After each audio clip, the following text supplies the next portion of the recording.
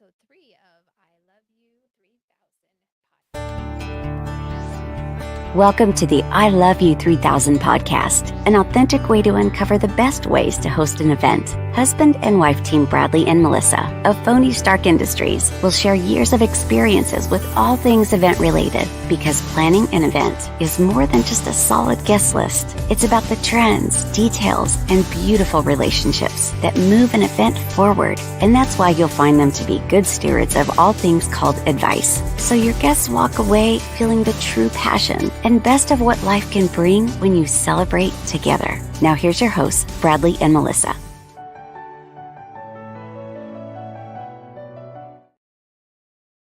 Welcome to the I Love You 3000 podcast. We are happy to have you with us here today. Now, those of you that joined us during episode 1, we talked about the importance of communication.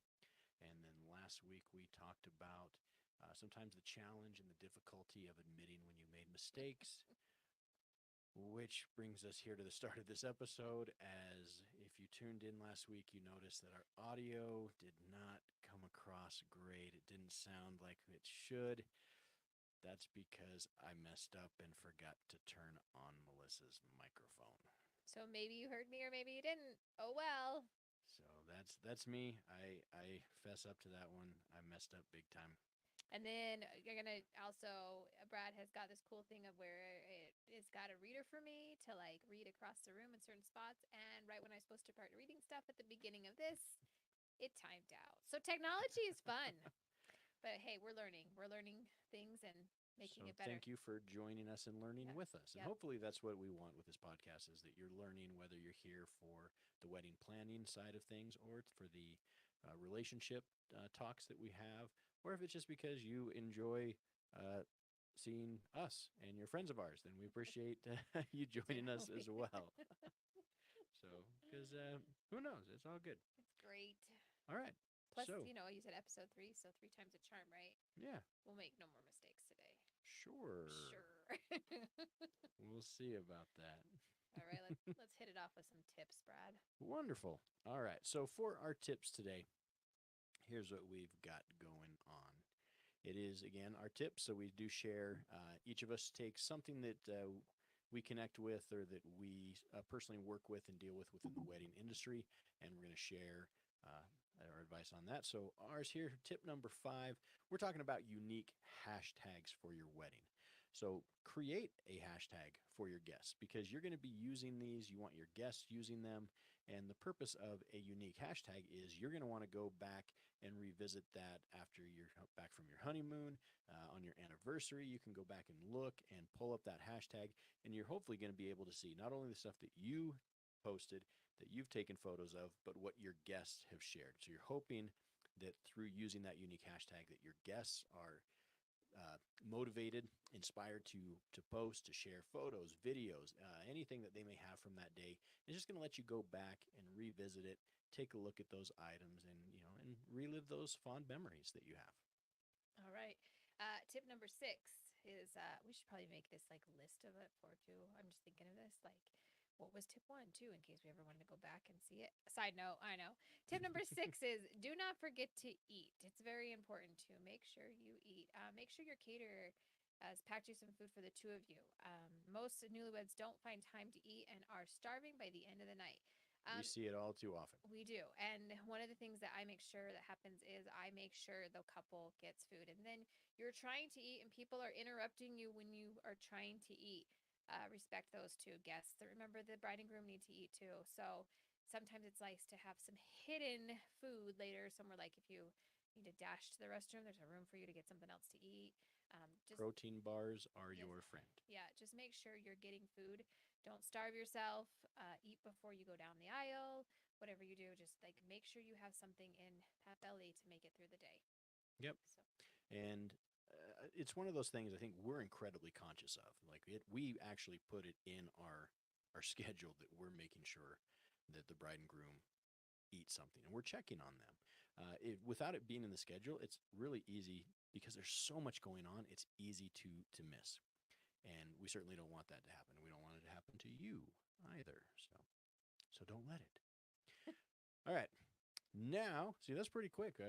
Really simple, easy on today's tips. But now our trends. This one, it's not so much, I would say, as a really exploding trend today, but we're seeing it, and this is going to be out to our listeners and our viewers. This is definitely more of a question. Uh, is this a yes for you, or is this a definite no on today's trend? So, what we're seeing is fake cakes. So, a large, multi tiered, beautiful, gorgeous cake that's decorated, but only a tiny portion of it is actually cake, which is what the bride and groom would then cut and eat. The rest of it is completely fake cardboard, styrofoam, whatever it might be. Uh, it's incredibly frugal. It looks awesome. The decorations are great, but you're only cutting this tiny portion that is awesome, often marked or dedicated. We've even seen it done with a post-it note saying "cut here." So I don't know. What do you think, Melissa? What are your thoughts on this I one? say no. I say no way.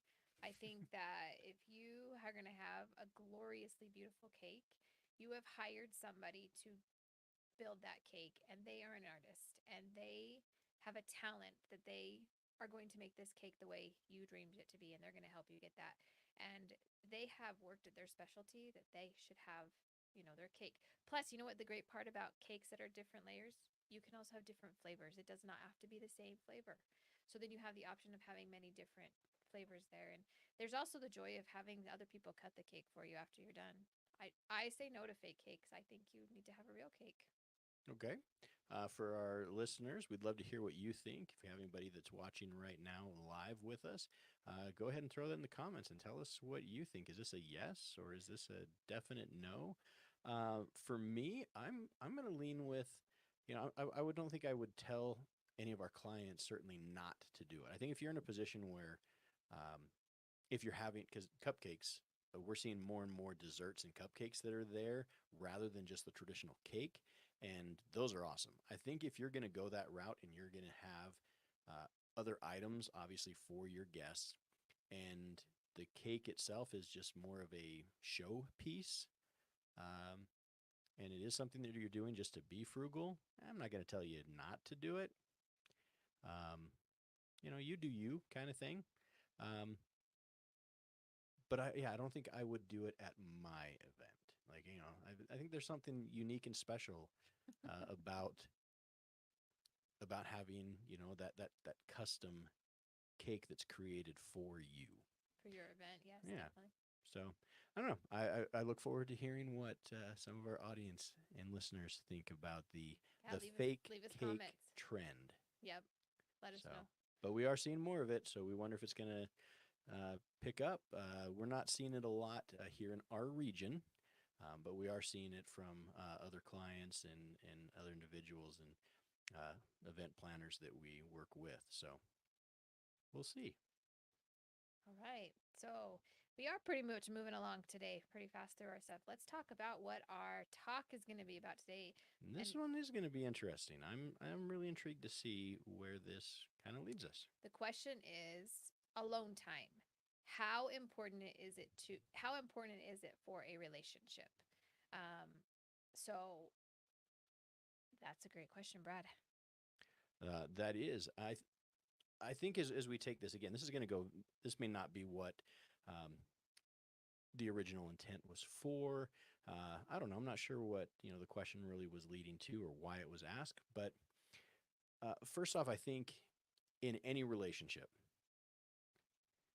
we've talked about the importance of that communication. We've talked about connections, and I think that's absolutely vital because if you're feeling alone in a relationship, the first step to getting over that is you have to be able to communicate. Um, and that's often hard because how do you exist in a relationship while then simultaneously expressing to your partner that you're feeling alone within that relationship? And Okay. that is incredibly a vulnerable position that puts yourself in. And it can often be difficult to either say it or difficult to receive that because you're like, hey, we're in this relationship together. How are you feeling alone in this relationship? Oh, And that see, can often be a really difficult question. and I'm taking this question totally in a different route. I was thinking about in a relationship, how you spend time together, but how important it is to you have some alone time. Like I need to go take a bubble bath and I need to be alone. Please do not interrupt me time. And that's how I'm taking this. Like, how do you communicate that and say, I need that for me so I'm a happier person? Um, and maybe you're like, I need to have at least half an hour a day for that. Just like maybe that's how I'm taking that as the question is, I think that's great. yeah. And I think for me, I would say like for me, it's early in the morning. That that's my alone time because that's when I get up early. I'm up 5:30 and I go to the gym. And that works great because I like to sleep in. So it works out It perfect, perfect especially in the summertime. because then the rest of the day we enjoy spending time together. Um, but I understand that there is that need for alone time, and I think the difference is, especially right now, I would say, make sure we understand there's a difference as we're talking here between being alone versus being lonely, Yes, and very those much. aren't the same thing. And so I think as we address that, that again, communicating that you're like, hey, I need this time for me. Self care is a huge and important aspect in your relationships because if you can't take care of yourself, it's really difficult to try to take care of somebody else. And you need to be understanding within that that you are caring for somebody else by allowing them that alone time that they may need. That isn't that you it shows that you're listening, that you're caring about that person, and that you trust them enough that when they need that alone time, that it's for them and not for something else. And also, we're just talking about this. You're talking like if you're just the couple. Eventually, if you add children into this, into your relationship and your marriage, it's also important to be honest and open about that too. Because if you happen to spend more time with your children, like one of the spouses is home with the kids more, you're gonna need a break too. Like you're just like, I just need some peace and quiet for myself too. And instead of screaming it across the room, like work that out in your schedule. Talk about it, saying, I just need 15 minutes or I need 20 minutes to, again, self care, take care of myself. That's important to also talk about that. Indeed. Yeah. I think another thing that often isn't addressed, especially for those of you, if you are a stay home caregiver, that in your life, that the decision in staying home with the kids, that you're in a position that allows you to do that, and that you are doing that wonderful, wonderful calling, and you are taking care of that.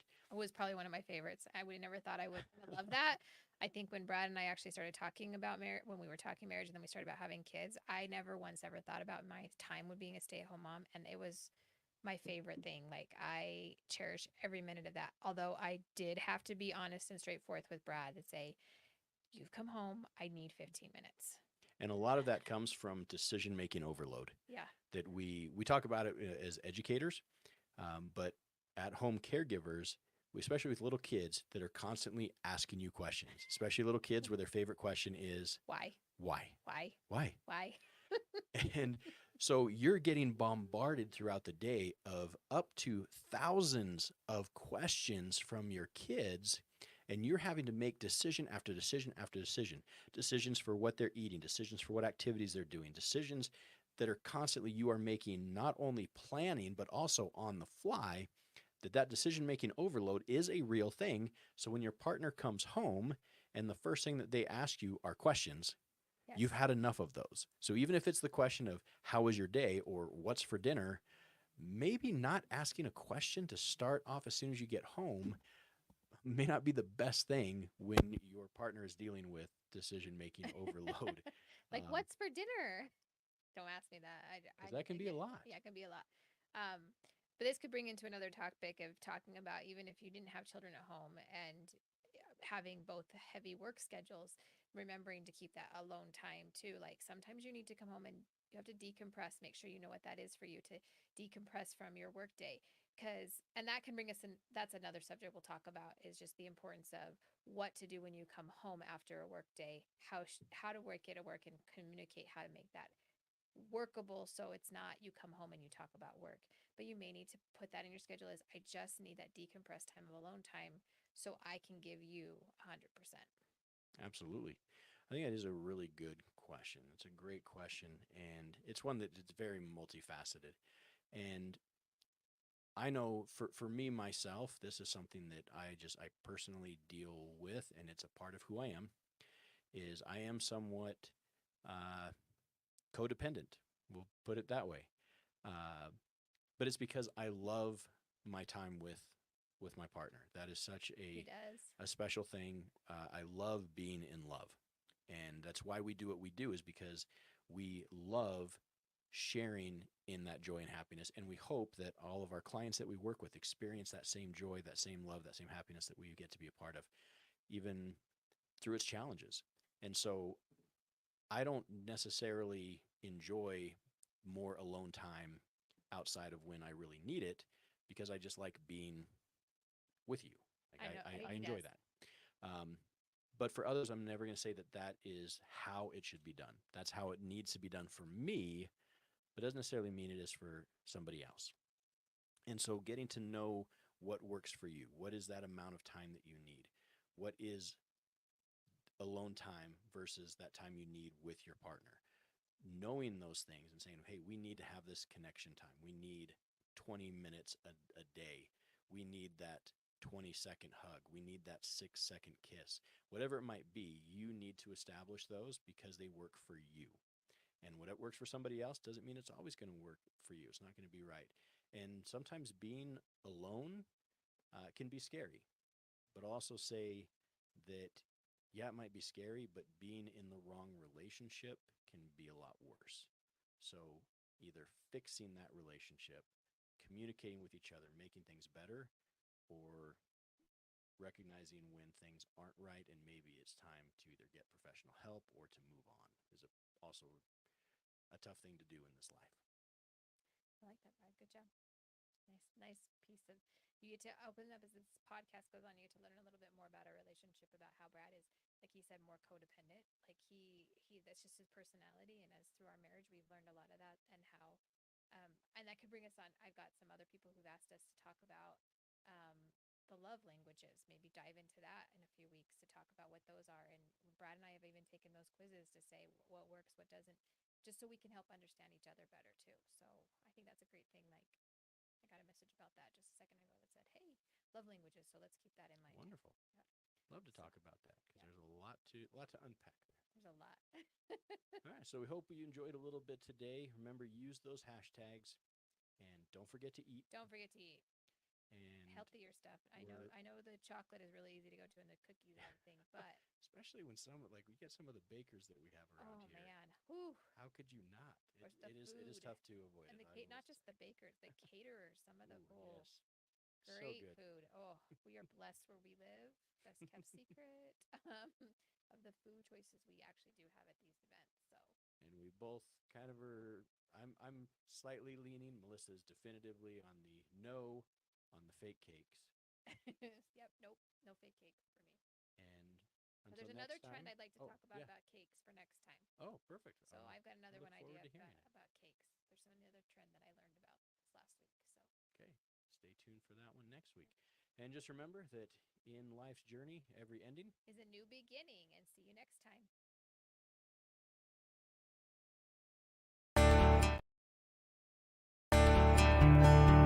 Thank you for joining the I Love You 3000 podcast. We hope you feel an authentic excitement for celebrating life's events and learned a few details about what it takes to find the right people, place, and passion so you and your guests can feel renewed and ready to find the joy in every single moment. If you loved this episode as much as we did, give us a follow and we'll invite you back. And if you just want more, go to phonystarkindustries.com. Remember, saying I love you is a gift, and the details are just as important as the words.